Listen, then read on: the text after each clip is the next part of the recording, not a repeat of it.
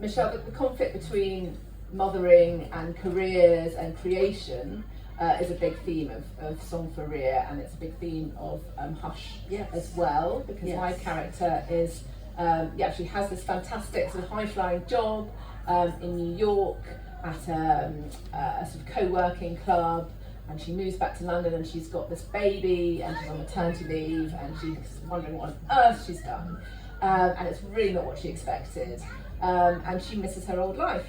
But I wondered if you could talk a bit about creation and balancing those two things. And I wondered whether you had experienced that and whether that was the sort of the inspiration for that aspect. I definitely had experienced it. I don't actually even think it's just about creativity and a conflict between creativity and motherhood, but it's also what I've noticed in other mothers that have been around in my life, that there is a conflict between self-nurturing and nurturing others, like children, whatever.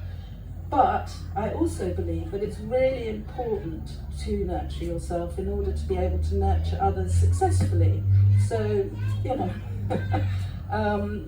it's a balance, I think.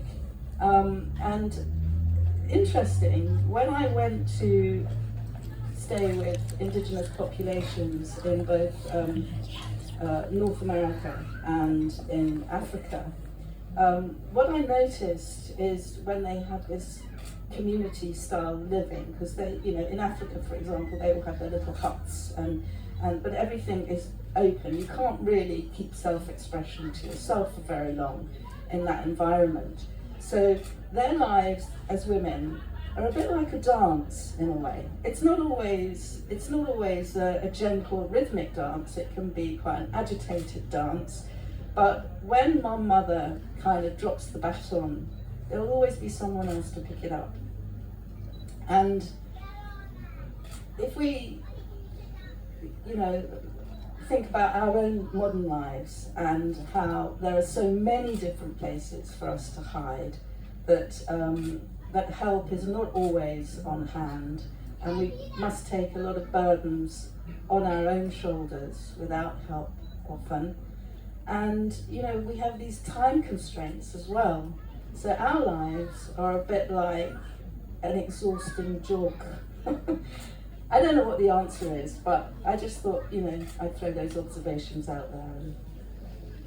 Thank you. It's okay. Lana, I love the way you write about motherhood. One of the lines I